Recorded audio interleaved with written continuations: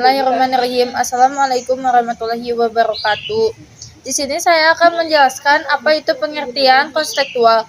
Pengertian konstekstual yaitu sebuah pembelajaran yang mendorong seorang guru untuk menghubungkan antara materi pembelajaran yang diajarkan kepada seorang siswa dengan keadaan yang nyata yang benar-benar dialami di kehidupan sehari-hari. Baik, untuk materi yang selanjutnya yaitu tentang langkah-langkah penerapan model pembelajaran Contextual Teaching and Learning atau CTL dalam pembelajaran PKN. Langkah yang pertama yaitu di sini guru mengembangkan sebuah pemikiran tentang tema yang akan diajarkan, di mana dalam proses belajarnya siswa akan bekerja sendiri, menemukan sendiri, dan mengonstruksi sendiri pengetahuan dan keterampilan barunya. Nah, langkah yang pertama ini bisa disebut dengan komponen konstruktivisme. Untuk langkah yang pertama ini, misalnya kita mengambil contoh dari materi PKN tentang hak dan kewajiban sebagai warga negara. Jadi, anak-anak ditanya oleh guru untuk mengemukakan pendapat mereka. Menurut mereka itu apa aja sih hak dan kewajiban sebagai warga negara. Langkah yang kedua yaitu melaksanakan sejauh mungkin kegiatan inquiry untuk semua topik. Misalnya dalam materi PKN tentang hak dan kewajiban sebagai warga negara, itu kan dapat digolongkan ke dalam beberapa aspek. Jadi, guru bisa meminta atau membimbing siswa untuk berkelompok. Ada kelompok yang menganalisis tentang hak dan kewajiban di sekolah, ada kelompok yang menganalisis tentang hak dan kewajiban di dalam keluarga, hak dan kewajiban di dalam masyarakat, dan sebagainya. Selanjutnya, untuk langkah yang ketiga yaitu mengembangkan sifat ingin tahu siswa dengan bertanya. Nah, tadi kan di langkah yang kedua itu sudah dibentuk kelompok.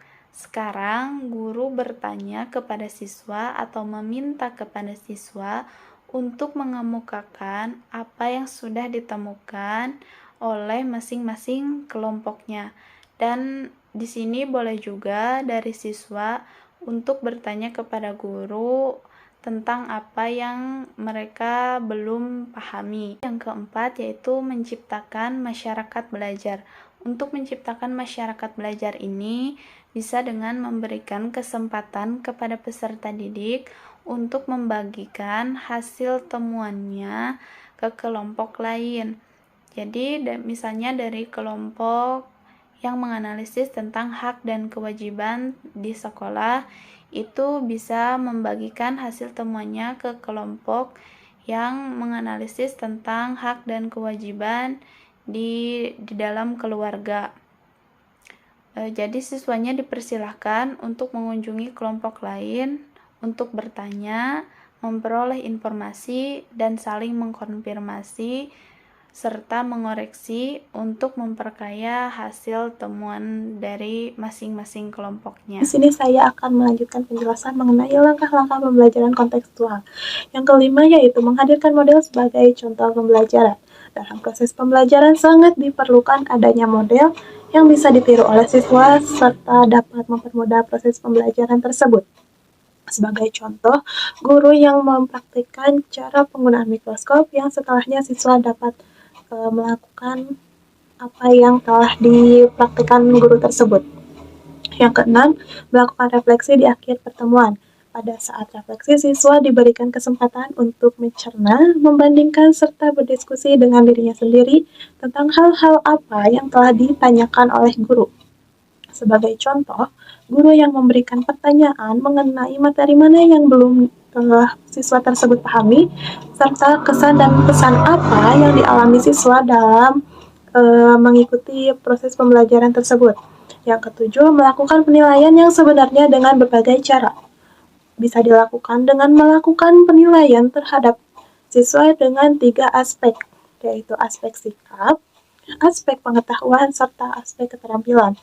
yang berfungsi untuk mendapatkan informasi dari proses dan hasil pembelajaran yang telah dilakukan, apakah ada kemajuan, kemunduran, atau kesulitan apa yang dialami siswa selama mengikuti pembelajaran tersebut. Kelebihan pembelajaran kontekstual yaitu memberikan sebuah kesempatan kepada para siswa untuk dapat maju terus sesuai daya potensi siswa yang dimilikinya, sesuai dengan apa yang ia tangkap. Dan siswa pun dapat terlibat aktif dalam mengikuti sebuah kegiatan pembelajaran. Yang kedua, adapun siswa dapat berpikir kritis dan bisa kreatif dalam mengumpulkan sebuah data, kemudian bisa memahami sesuatu isu yang dapat memecahkan masalah, dan guru pun dapat menjadi seorang yang lebih kreatif. Yang ketiga, dapat menyadarkan seorang siswa tentang apa yang dapat mereka pelajari. Selanjutnya akan dibacakan oleh Humaida. Waktu dan tempat dipersilahkan. Baik, terima kasih kepada Tanti yang telah memberikan kesempatan kepada saya untuk melanjutkan materi selanjutnya. Baik, yang selanjutnya, yang keempat.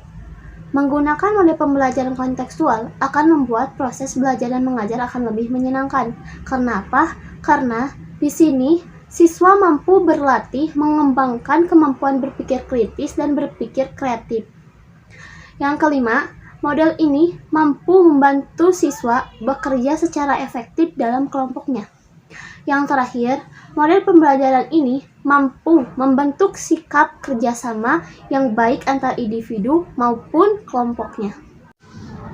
Baik, materi selanjutnya akan disampaikan oleh rekan saya.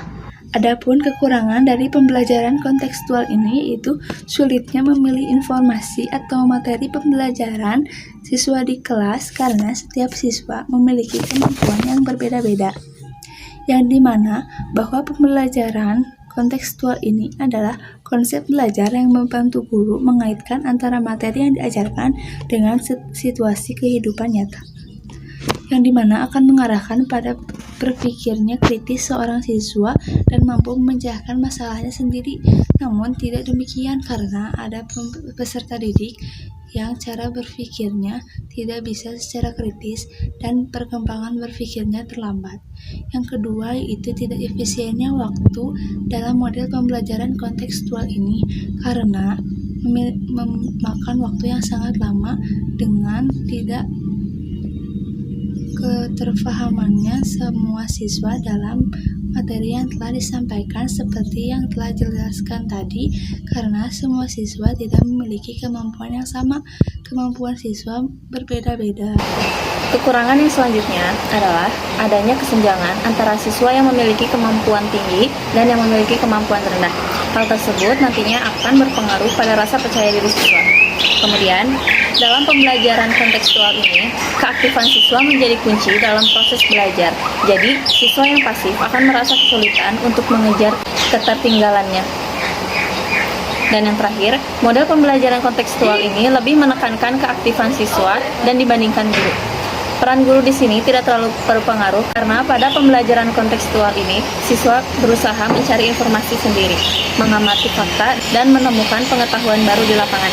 Peran guru dalam pembelajaran kontekstual ini hanya sebagai pembimbing dan mengarahkan siswa. Contoh penerapan nilai-nilai Pancasila dalam kehidupan sehari-hari.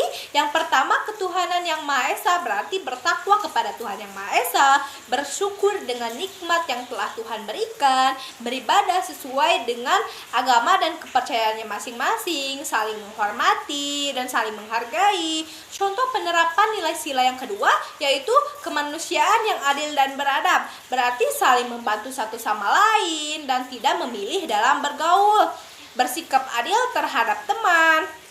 Contoh sila ketiga yaitu persatuan Indonesia, menjaga kerukunan dan kekompakan dengan teman, saling menyapa jika bertemu dengan teman, mengucapkan salam jika bertemu dengan teman ataupun guru. Sila keempat kerakyatan yang dipimpin oleh hikmat kebijaksanaan dalam permusyawaratan perwakilan. Contohnya untuk diterapkan di dalam model kontekstual ini yaitu dengan bermusyawarah dan berdiskusi. Berdiskusi apa? Untuk menyelesaikan suatu masalah yang telah diberikan oleh gurunya kepada siswa.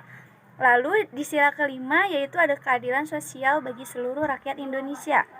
Apa sih contohnya? Yaitu melaksanakan piket di kelas ataupun bekerja sama untuk membersihkan ruangan kelas ataupun membersihkan lingkungan di sekolah. Selain itu, ada juga contoh penerapan materi tentang hak dan kewajiban. Kewajiban untuk di sekolah, kewajiban untuk di rumah, dan hak apa sih yang harus didapatkan oleh siswa di rumah maupun di sekolah. Sekian penjelasan dari saya. Mohon maaf bila ada salah-salah kata atau pengucapan yang kurang tepat. Wassalamualaikum warahmatullahi wabarakatuh.